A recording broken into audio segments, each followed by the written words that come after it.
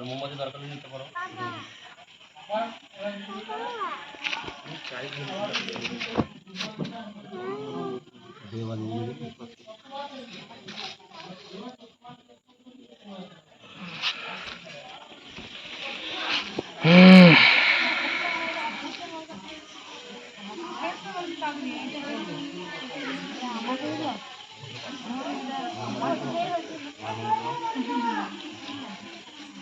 মোমবাতি লাগলে খেয়ে নিও।